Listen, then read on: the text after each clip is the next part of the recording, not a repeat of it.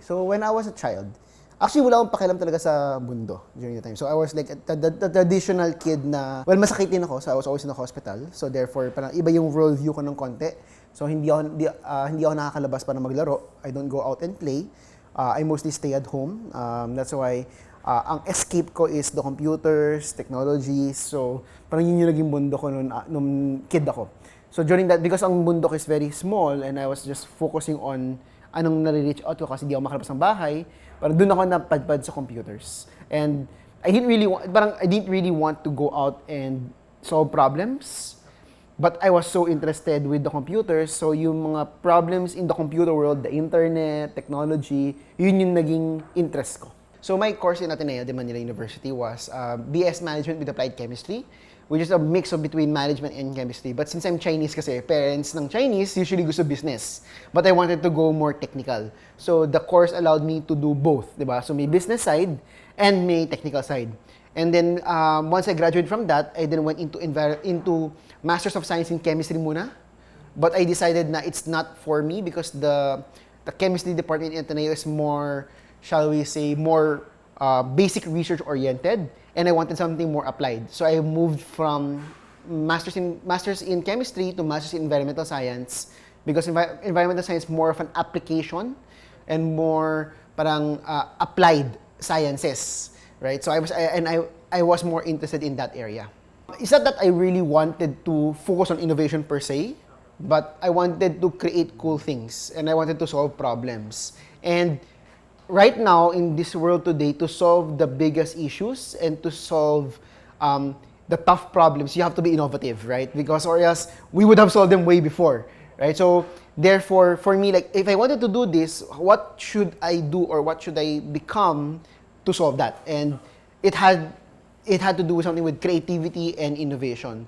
And therefore, my track, I'm more focused in that area. That's why I went into the Ateneo Innovation Center. I helped develop those organizations, and I was able to contribute in that field.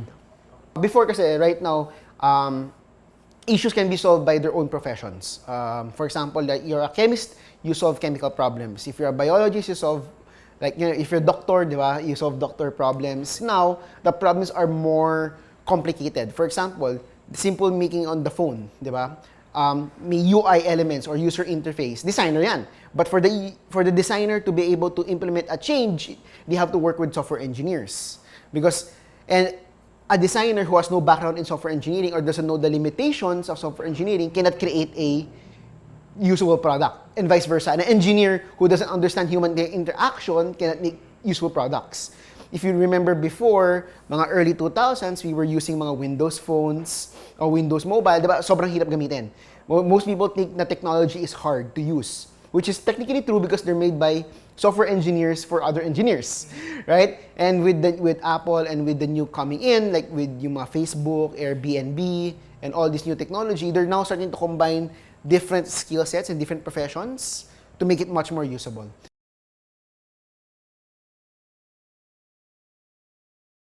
So SKyeEye we're kind of unique here in the Philippines that we came from university. Okay, so basically thesis ko to before, but during that time, climate change was something na people were talking about around 10 years ago, 2010. Around 2010, and when I was an undergraduate, I was focused on climate change. Now, to understand climate change, you need to have data and you need to have tools to measure, right? But here in the Philippines, number one, during that time, wala tayong satellite. Right? We didn't have, our government is not investing too much on sciences, right? Unlike in the US, they have like NASA, NOAA, Japan Space Agency, who can provide all the data. Dito, wala. So, for me to get the data, we had to create new equipment and new tools. And during that time, drones was being used in war, right? During that time, Afghanistan, Iraq, yung ginagamit ang drones. So we said, now what if we use the technology and bring it to the field of sciences? What if we can use the technology to understand climate change? So doon kami nag-start. So that's why when you look at our yung emails namin, diba, SKyeEyeProject.com. Kasi initially naman, project lang naman to eh. This was not created to be a company itself initially. You have to remember, like maybe 10 years ago, drones were something na talagang, you can't buy drones. right? Unless you have a military clearance, okay, to buy drones. And these drones are very expensive, millions of dollars to. The DJI drone that everybody knows about, di ba? Yung nabibili sa Toy Kingdom, nabibili sa mga hobby shops na 70,000. You have to remember, they were only released 3 to 4 years ago, right? And then only this year lang yata naging marami yan eh. Right? So therefore, remember, 10 years ago, there was no way for us to buy off-the-shelf equipment. But we wanted to get the technology. So what did we do? We had to build everything from scratch. Right? So we had to build the airframe, get the controllers, do the software, do the hardware. And because of that, we have an advantage right now. And that, whenever our clients come to us, we're not just a user of drones, di ba? We can actually build our own drones. We can build like racing drones, we can build the mga survey drones, we can build the drones for delivery, we can do drones for surveying. So, iba-iba yung mga drones that we can actually do, and that's where we're more flexible. And if you're more flexible, then you bring more value to the clients. Kasi diba, we're not limited by, hindi kaya ng equipment yan eh. Right? So we can actually modify our equipment to make it that it can do what our client wants it to do at a certain cost.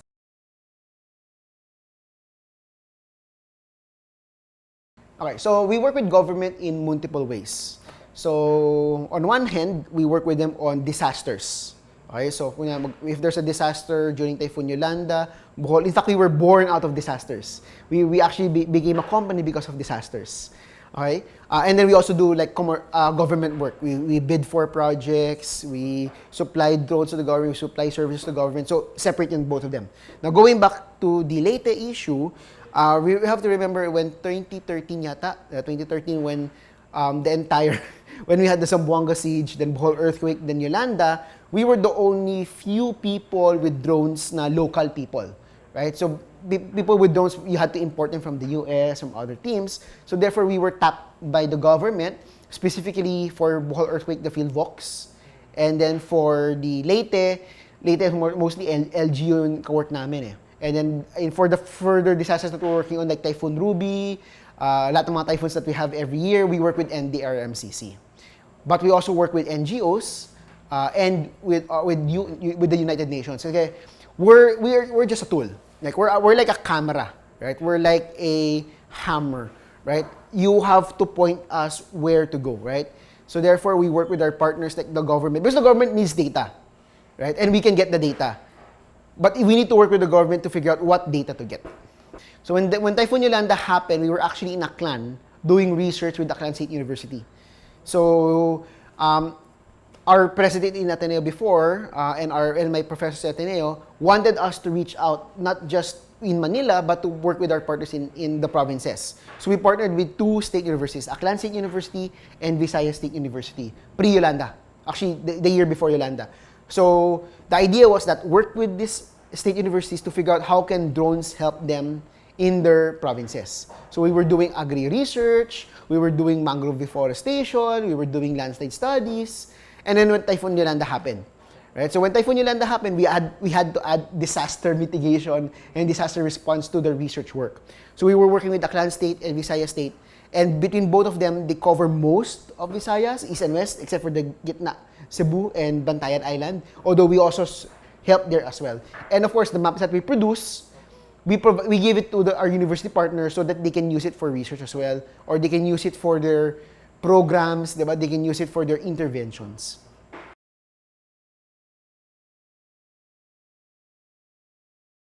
So we've been operating since 2010.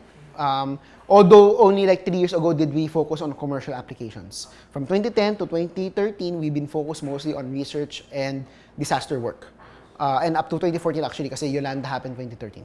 So imagine mo, for 3 years we were just doing research. Kasi remember, during that time, there were no drones that we can buy. Therefore, we had to spend a lot of time developing the drone together with my partners, together with my co-founders. So, we are one of the few organizations in the country that actually build our own tech that came from the university. So we're very proud of that we were able to commercialize university research. So it is an achievement itself that we were able to form a company. Next, last year we won Start of the Year under the Rice Bowl Awards in ASEAN. We lost to Grab Taxi. But the simple fact that we're competing against Grab Taxi shows that we have something important. Right now, we're not profitable per se, but we're getting revenue, right? So therefore, we're surviving, right? We're bootstrapped, we have no investment, but we were able to keep the organization growing. We now have 24 people in our company. We have produced 7 international research papers. We won numerous awards already, but for us, ang biggest achievement namin is that we have actually helped people on the ground with our NGO partners. So right now, well, social impact is quite a broad, right? So, but we want to focus more on disaster resiliency and mitigation. So right now we're working with Ateneo, our home university, and doing research on climate change and disasters. So that's one way of doing social impact. We produce international papers that we send our researchers abroad to present, and we're kind of well known in the we're well known in the disaster and drone community as the people who are pushing the boundaries of using drones for disaster. So that's one social impact. The other social impact is that we want to help the NGOs and the government become more effective, right? So therefore, we help them. We give them our tools at a discount or for free. All right, so that's one side that we're doing it.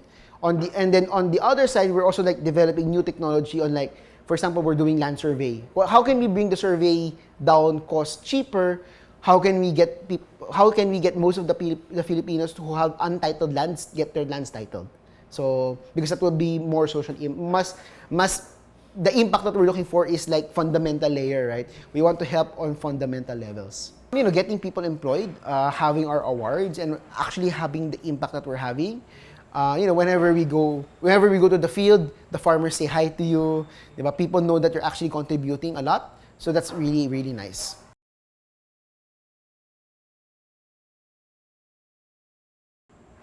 So key to progress is, you know, small wins every day, right?